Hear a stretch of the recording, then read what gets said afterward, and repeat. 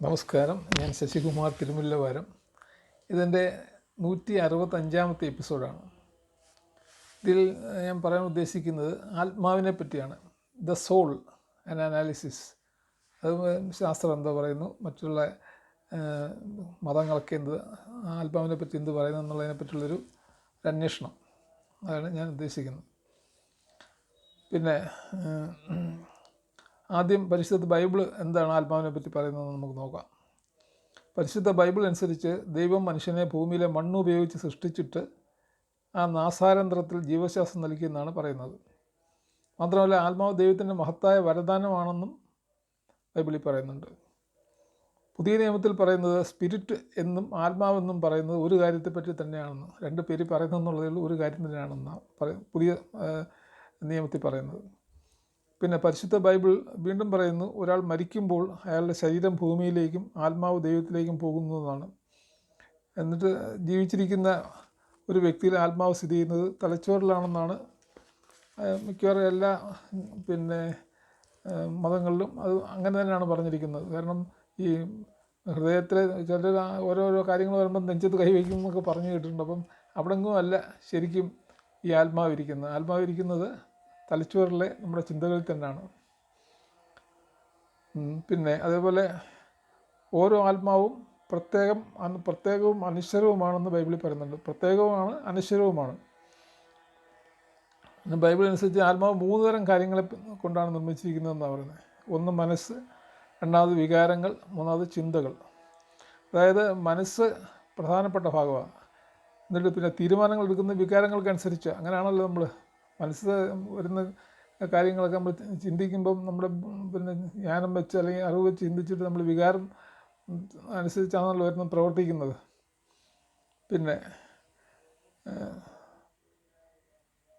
ചിന്തകളാകട്ടെ നമ്മുടെ അറിവിൻ്റെ അല്ലെങ്കിൽ ജ്ഞാനത്തിൻ്റെ ഭാഗമാണ് ചിന്തകളെന്ന് പറയുന്നത്.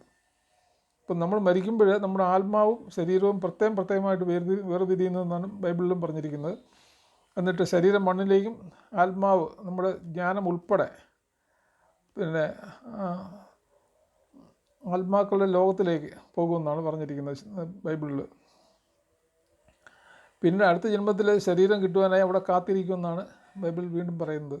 യേശുദേവൻ പറയുന്നത്, മരിച്ചവർ ദൈവപുത്രനായ എൻ്റെ ശബ്ദം കേൾക്കുമ്പോൾ വീണ്ടും ജീവിക്കുമെന്നാണ്. അത് ഈ കാലഘട്ടത്തിൽ അന്തിക്രിസ്തു അല്ലെങ്കിൽ യേശുദേവൻ വരുമ്പോഴാണ് ആ സംഭവം നടക്കുന്നത്. കാരണം അപ്പോൾ ദൈവപുത്രനായ യേശുദേവൻ്റെ ശബ്ദം കേൾക്കാൻ പറ്റുന്ന ആത്മാക്കളെല്ലാം തിരിച്ച് ഭൂമിയിലേക്ക് വരുമെന്നാണ് അന്തിക്രിസ്തുവിൻ്റെ ആ ഒരു സങ്കല്പം. ഇനിയും പരിശുദ്ധ ഖുർആൻ ആത്മാവിനെ പറ്റി എന്താണ് പറഞ്ഞിരിക്കുന്നതെന്ന് നോക്കാം.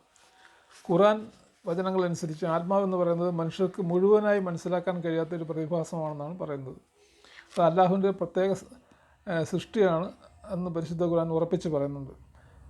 മാത്രമല്ല, അത് പരിശുദ്ധ ഖുർആനിനകത്ത് പറയുന്നത് നമ്മുടെ ആ സൃഷ്ടിക്ക് വേണ്ടുന്ന എല്ലാ തരത്തിലുള്ള ഇതും വിവേകശക്തിയും കൂടെ നൽകിയ അല്ലാഹു ഈ നമ്മളെ മനുഷ്യരെ സൃഷ്ടിച്ചിരിക്കുന്നതെന്നാണ് ഖുർആനിൽ പറഞ്ഞിരിക്കുന്നത്. പിന്നെ മണ്ണിൽ നിന്നാണ് ആദമിനെ സൃഷ്ടിച്ചെന്ന് ഖുർആനിലും പറയുന്നുണ്ട്. എന്നിട്ട് ജീവശ്വാസം നൽകി ആദമിനെ സൃഷ്ടിച്ചെന്നും എല്ലാ മനുഷ്യരെയും സൃഷ്ടിച്ചത് പരിശുദ്ധ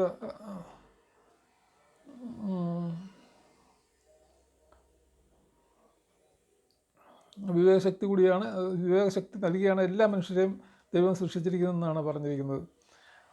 പിന്നെ ഈ പരിശുദ്ധ റംസാൻ മാസത്തിലാണ് ഖുർആൻ മുഹമ്മദ് നബിക്ക് അല്ലാഹു പറഞ്ഞു കൊടുത്തതെന്നും ഖുർആനിൽ പറയുന്നുണ്ട്. പിന്നെ മാത്രമല്ല, എല്ലാ മനുഷ്യർക്കും അല്ലാഹുവിൻ്റെ അനുഗ്രഹമാണ് ഖുർആൻ പാരായണത്തിൽ കൂടെ ലഭിക്കുന്നത്. ഖുർആൻ പാരായണം ചെയ്യുന്ന എല്ലാവർക്കും അല്ലാഹുവിൻ്റെ അനുഗ്രഹം ലഭിക്കുമെന്നും പറയുന്നുണ്ട്.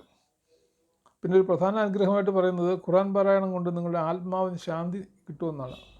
അപ്പം ആത്മാവിന് ശാന്തി കിട്ടണമെങ്കിൽ ഖുർആൻ പാരായണം അത്യാവശ്യമാണെന്നാണ് ഖുർആനിൽ തന്നെ പറഞ്ഞിരിക്കുന്നത്. അതുകൂടാതെ നിങ്ങൾക്ക് എന്ത് ചോദ്യങ്ങൾക്കും ഖുർആൻ പാരായണം ഉത്തരം നൽകുമെന്നാണ്. നമ്മൾ എന്ത് സംശയങ്ങളുണ്ടെങ്കിലും അത് ഖുർആൻ പാരായണത്തിൽ കൂടെ നമുക്ക് മനസ്സിലാക്കാൻ സാധിക്കുമെന്നും പറയുന്നുണ്ട്. പിന്നെ ഹിന്ദു മിഥോളജി അനുസരിച്ച് ആത്മാവ് ഒരിക്കലും നശിക്കാത്ത ഒരാളിൻ്റെ ശരിയായ സ്വഭാവം അറിയാൻ പറ്റുന്ന ഒന്നാണെന്നാണ് പറയുന്നത്. അത് ദൈവികവും പരിശുദ്ധമാണെന്നും പറയുന്നുണ്ട്. മാത്രമല്ല, ആത്മാവിൽ സാക്ഷിയാണെന്ന് പറയുന്നുണ്ട്. നമ്മുടെ പ്രപഞ്ചത്തിൻ്റെ ആകെത്തുകയായ പരബ്രഹ്മത്തിൻ്റെ ഒരു മൈക്രോക്രോസം, വളരെ ചെറിയ എസൻസ് ആയിട്ടാണ് ഈ ആത്മാവിനെ കരുതപ്പെടുന്നത്. പരബ്രഹ്മം എന്ന് പറഞ്ഞാൽ നമ്മുടെ സൃഷ്ടികർത്താവ്, അതായത് ദൈവം. പരബ്രഹ്മത്തിൻ്റെ ഏറ്റവും ചെറിയ അംശമായിട്ടാണ് ഈ ആത്മാവിനെ ഹിന്ദു മിത്തോളജിയും കാണുന്നത്. അതിന് പരിശുദ്ധമായ ഭഗവത്ഗീത പറയുന്നത് ആത്മാവ് അല്ലെങ്കിൽ ജീവാത്മാവ് എന്ന് പറയുന്നത് പരബ്രഹ്മത്തിൻ്റെ അല്ലെങ്കിൽ ദൈവത്തിൻ്റെ ചലനങ്ങളും പ്രതികരണങ്ങളും വഹിക്കുന്ന ഒരു ഉപകരണമാണെന്നാണ്. മഹാനായ വിവേകാനന്ദ സ്വാമികൾ പറയുന്നത് ഓരോ ആത്മാവും പ്രത്യേകമായ ദൈവീക ശക്തി ഉള്ളതാണെന്നാണ്. എല്ലാ ആത്മാവിനും ഒരു പ്രത്യേക ദൈവീക ശക്തി ഉണ്ടെന്നാണ് മഹാനായ സ്വാമി വിവേകാനന്ദൻ പറയുന്നത്. അതുപോലെ ഭഗവത്ഗീത വീണ്ടും പറയുന്നത് ശരീരം നശിച്ചാലും ഒരിക്കലും ആത്മാവ് നശിക്കില്ല. അതായത് ആത്മാവിന് മരണവുമില്ല, ജനനമില്ല, എന്നത്തേക്കും നിലനിൽക്കുന്നതായിരിക്കുമെന്ന് ഭഗവത്ഗീതയിലും പറയുന്നുണ്ട്. ഇനി ശരീരശാസ്ത്രം അനുസരിച്ച് ആത്മാവിനെ ഒരു അവയവമായിട്ട് കരുതുന്നില്ല. കാരണം പിന്നെ നമ്മൾ ഇങ്ങനെ നെഞ്ചത്ത് കൈവച്ചൊക്കെ പിന്നെ ഓരോ വിഷമം വരുമ്പോഴത്തേക്കും നെഞ്ചത്ത് കൈവച്ചുമൊക്കെ കാണിക്കുന്നെങ്കിലും ആത്മാവ് അവിടെങ്ങും അല്ല ഇരിക്കുന്നത്, തലച്ചോറിലാണെന്നാണ് ശാസ്ത്രീയമായിട്ടുള്ള പഠനങ്ങൾ പിന്നെ കാണിച്ചു വന്നിരിക്കുന്നത്. അല്ലാതെ പിന്നെ ഹൃദയത്തിലോ അല്ലെങ്കിൽ കരളിലോ ഒന്നും അല്ലെന്നാണ് പറഞ്ഞിരിക്കുന്നത്. പിന്നെ മനഃശാസ്ത്രം പറയുന്നത് ഇത് പിന്നെ ആ ആത്മാവ് മതത്തിൻ്റെ അടിസ്ഥാനത്തിൽ മാത്രം പറയുന്ന ഒരു സങ്കല്പമാണെന്നാണ് മനഃശാസ്ത്രത്തിൻ്റെ ഒരു വിശദീകരണം. പിന്നെ നമ്മുടെ അറിവ് അല്ലെങ്കിൽ ജ്ഞാനത്തെക്കുറിച്ച് ശാസ്ത്രം ആത്മാവായി കണക്കുന്നു എന്ന് മാത്രമേ ഇതുവരെ ശാസ്ത്രത്തിന് വിശദീകരണം തന്നിട്ടുള്ളൂ. അതായത് നമ്മുടെ അറിവ് അല്ലെങ്കിൽ ജ്ഞാനം തന്നെയാണ് ആത്മാവായിട്ട് കണക്കാക്കുന്നത്. അപ്പോൾ ഓരോരുത്തർക്കും ദൈവം പ്രത്യേകം വിവേകശക്തി കൊടുത്തിട്ടുണ്ട്. അപ്പോൾ അതിൽ നിന്ന് നമുക്ക് ഉണ്ടാകുന്ന ഓരോരോ കാര്യങ്ങളെ പറ്റിയുള്ള ചിന്തകളും കാര്യങ്ങളൊക്കെയാണ് ആത്മാവായിട്ട് മനഃശാസ്ത്രം പറയുന്നത്.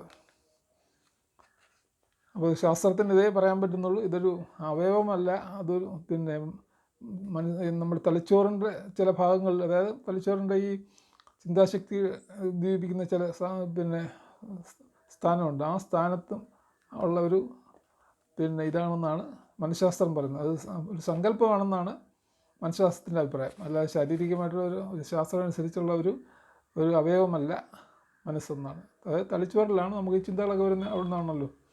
പിന്നെ അതോടൊപ്പം തന്നെ പിന്നെ നമ്മുടെ മനസ്സിലാത്താണല്ലോ ഈ വിവേകം കാര്യങ്ങളൊക്കെ ഉള്ളത്. അപ്പോൾ അങ്ങനെ 2-3 കാരണങ്ങൾ കൊണ്ടാണ് ഈ ആത്മാവ് ശരിക്കും ഒരാളിൽ കുടികൊള്ളുന്നത്. ചിന്തകൾ വേണം, പിന്നെ വിവേകം വേണം, പിന്നെ അത് കഴിഞ്ഞിട്ട് വികാരങ്ങളും. ഈ 3 കാര്യത്തിൻ്റെ ആകത്തുകയാണ് ആത്മാവെന്നാണ് നമുക്ക് പൊതുവെ പറയാൻ പറ്റുന്നൊരു കാര്യം. ഇതാണ് എനിക്ക് പറയാനുള്ളത്. നന്ദി, നമസ്കാരം.